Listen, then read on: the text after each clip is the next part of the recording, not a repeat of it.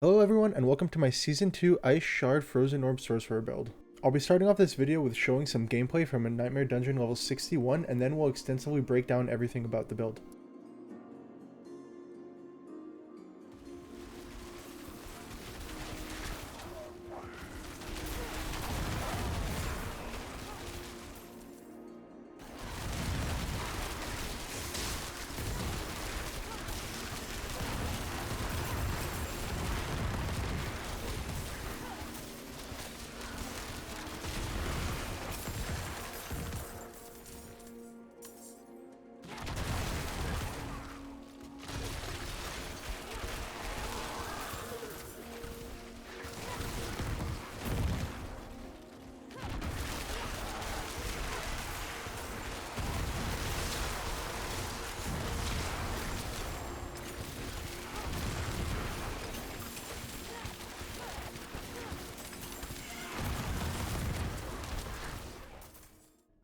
So to start things off, let's go over the skill tree. The skill tree is not too different from your typical Ice Shards build, however there are some key differences that I've decided to go for. So for starters, as you can see, we actually put points into Frozen Orb because we're going to be using both Frozen Orb and Ice Shards for damage. The key reason being that we put Frozen Orb in the enchantment slot, which lets us just shoot out free Frozen Orbs. We put 3 points into Devastation so that we could try to maintain over 100 mana at all times when casting, because we do use the legendary aspect that gives us an increase of 40% crit chance. And even though crit did get extremely nerfed this season, Ice Shard Sorks just unfortunately do not have too many ways of scaling our damage, so crit is still extremely important. Next, we'll talk about the defensive skills. So we put 1 point into Flame Shield, the rest of the levels are coming from gear. We pick up the move speed, but we do not take the heal that builds typically take because we have so much self-healing from the Vampric powers this season that I felt that it just wasn't very necessary. We put as many points into Teleport and Frost Nova as possible to reduce the cooldowns, and then we actually don't even put points into Ice Armor because I'm just getting it from gear. But if you don't have any gear that's getting increased Ice Armor levels, then you could put 1 point into it. And then 2 points into Elemental Attunement because it is quite nice. We do stack a lot of Lucky Hit in this build, so I felt that 3 points wasn't really necessary because I was getting the procs extremely often anyway. Next, we put 3 points into Precision Magic because, as I mentioned, we are stacking a lot of Lucky Hit chance, which I'll explain why a little bit later. 1 point into Align the Elements, 3 points into Mana Shield, 3 points into Protection. Both of these just help you stay survivable. Now I've decided to put 1 point into Snap Freeze because, as I mentioned, we put so much lucky hit chance into this build that this actually does proc pretty frequently, and it does just make things a little bit easier. You know, we get extra freezes, we attack extremely fast with this build, so we just have more chance to proc the extra freeze, and all in all, it also adds a lot of stagger to bosses. However, if you'd like, you could definitely take these 2 points out and put them into Glass Cannon. It really just depends on how tanky you feel. If you're having problems surviving, maybe don't put the Glass Cannon. And if you like the extra chance to freeze, then in my opinion, this is a pretty good option. And the last thing to talk about is going to be Frigid Breeze and Avalanche. These are pretty typical for Ice Shard Sorc builds. However, it's important to mention that these are going to be the main way that you sustain all your mana with this build. I'm not using any legendary aspects at all that give me extra mana, so we're completely reliant on these two proccing with lucky hit chance, as well as a few extra things on our gear like resource cost reduction, mana cost reduction, and chance to restore primary resource. Which leads perfectly into the next topic of gear. So I will briefly go over all my gear and explain why I'm using certain things. A lot of it is pretty standard, but we'll go over each piece one at a time. So starting with the headpiece, I'm using life, max mana, cooldown reduction. In my opinion, those are the 3 most important stats. I do also have intellect, however, you could probably put percent armor on this if you feel like your character is not tanky enough. I opted for int because I've had no problem surviving so far. And as I mentioned earlier, since we are using the legendary aspect that gives us increased crit when casting above 100 mana, it is pretty important to get this increase to max mana. That way it just helps you stay above 100 at all times.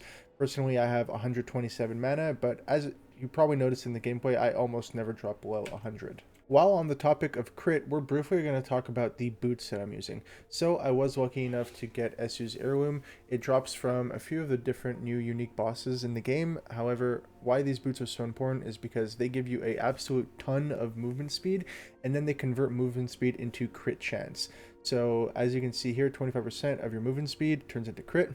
And as you can see, also the implicit mod of the boots is when I evade, I get plus 75% move speed, as well as stacking move speed on my amulet, an extra 26% from there.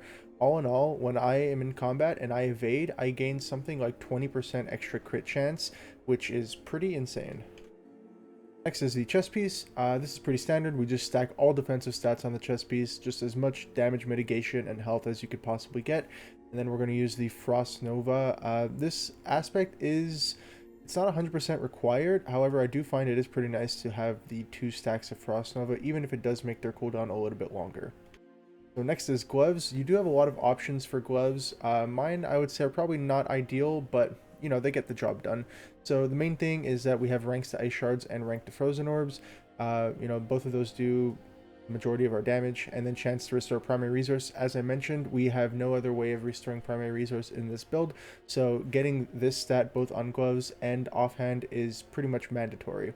As for the lucky hit chance on these pair of gloves that I have, I think that probably crit chance or attack speed would be better, but you know, the extra lucky hit chance does help us proc more damage and more mana, so all in all, it's not bad. Which brings us to the next case of why lucky hit chance would be proccing damage for us. Well, I was lucky enough to receive Blue Rose, again from one of the endgame unique bosses, and as you can see, lucky hit chance of proccing ice spikes, which deal a lot of damage. Honestly, I've seen these crit for somewhere around like 20k, and yeah, since we have so much lucky hit chance in this build, you do proc them extremely often, and it's triple the chance against frozen enemies. So against normal packs of mobs, you're going to be seeing these ice spikes all the time, and against bosses, it's a little less frequent, but they do still pop up, and it is still a lot of extra damage and extra stagger. Now, if you are lucky enough to find yourself a Blue Rose, you'll probably want to pair it up with the legendary aspect that I have on this current ring. The part about deep freeze doesn't really matter too much, but the ending part where your ice spikes are 50% bigger explosion radius, that's the important part. Without this legendary aspect, the ice spikes are pretty small and, you know, they often miss, but with the aspect, they become quite large and they definitely hit much more often. Now, if you don't use Blue Rose because you haven't gotten one yet, you can just find yourself another ring pretty identical to this one that I'm using, and that'll definitely be fun. You definitely do not need the ice spikes to make this build work. So stats on rings, you pretty much want to go for all damage, and then either some form of resource generation, mana cost reduction. You could also go for life on rings because you can get a absolute ton of life on rings if you find that you're dying a lot. Again, I've had no problem surviving so far, so I was using life on rings before, but I've stopped now. And yeah, so if you don't have Blue Rose, you can just use 2 rings that are pretty identical to this. And as for what aspects you would put on those rings, you could probably just put increased damage when you have a barrier, or increased damage to vulnerable enemies when you have a barrier, just anything that would give you more damage. So next up is legs. I am using the unique legs Tacits of the Dawning Sky, and the main reason I'm using these legs is for the increase to all res, and then the increase to max res whenever I get hit by a certain element type. So unfortunately on my character, I do not have capped out reses quite yet, but in a few more levels, picking up a few extra points on the Paragon board, I should have plus 70 to everything very soon. And, you know, it means that anytime I get hit by a certain element type, I'm going to be increasing my max res of that element from 70 to 79%, which is a absolutely huge amount of damage reduction. I don't quite entirely know how important elemental reses are so far in this season, since, you know, before this season they were extremely broken and didn't work properly. But yeah, these legs are a little bit of a toss-up, and I'm not 100% sure if they're really the best in slot, but I think that getting the all res and the increased max res can be pretty helpful just with surviving elemental damage. Alright, let's talk about weapons. So you do want to use a wand in this build so that you can get the extra lucky hit chance on the implicit mod, and then it's pretty standard from there. Anything that'll give you more damage, so core skill damage, vuln damage. If you had int, that would be good. Damage to close enemies. Damage to frozen enemies is definitely not ideal, but it's not horrible as well. The main reason why it's probably not ideal is because it won't apply to bosses unless they're staggered. But outside of bosses, it's a really good stat because we're going to be freezing enemies all the time. And as for the legendary aspect, I'm using the 33% more damage to immobilized, stunned, and frozen. This build does not apply stunned or immobilized, but it definitely applies a lot of frozen. Now, I've not been lucky enough to get a Raiments of the Infinite quite yet, which is the unique chest piece that makes it so that when you teleport, it pulls in all enemies and stuns them. But if you were using that, this legendary aspect would be even better because now you'd also be stunning enemies. However, I'm not 100% sure that I would be using it even if I did get it, because I would lose a lot of tanky stats from using Raiments of the Infinite, as it has almost no defensive stats on it. But yeah, that's pretty much up to you if you want to use that combination. It's definitely really nice for clearing AoE packs because you pull everything and you stun them and then you just do a crazy amount of damage. But I think that overall in this build, it's not really necessary since you already freeze everything and you have no problem, you know, killing everything on the screen all at once, even if they're not pulled in. So yeah, that part is kind of up to you and how you want to play the build. Alright, let's talk about amulets. Now, amulets are a little bit complicated because there are just so many different stats that you can get that are all really, really good for the build. Overall, I would say that you're looking primarily for cooldown reduction or plus ranks to defensive skills, mana cost reduction, resource generation, any kind of utility like that. And move speed is going to be pretty much 100% mandatory with this build. Not only is it really nice to just be able to move faster and clear out things a lot faster, but in combination with the boots that we're using, it's going to also be giving us a lot of extra crit chance.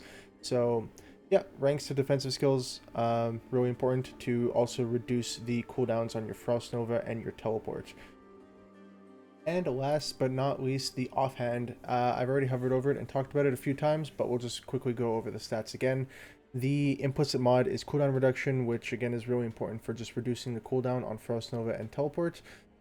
We get lucky hit chance to get primary resource, mana cost reduction, resource generation. You pretty much just dedicate all your stats on this piece to sustaining mana.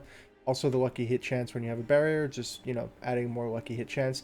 There are a lot of other stats on offhands that can be pretty decent, but I would say that these are probably your 4 best options. Just pretty much anything that'll give you utility and, better mana. Alright, so let's talk about the Vampiric powers. New to Season 2 in Diablo 4, you get these Vampiric powers that will steadily level up and progress as you play more. There's a lot of different ones that are viable and pretty good. However, I think that the 5 that I'm currently using are probably going to be the best option for once you get later into the late game with this build. So first, let's talk about Ravenous. Lucky a chance to increase your attack speed by 1% of your total move speed. So, because we stack so much lucky hit chance and the build stacks a ton of movement speed, we end up getting a whopping 58.6% attack speed buff, which is pretty much maintained at all times because we have something like 50% lucky hit chance in this build. So this is pretty much just a 100% uptime, 60% attack speed bonus, if not more after we dodge because we get the extra move speed. It's just absolutely insane for this build and the #1 option.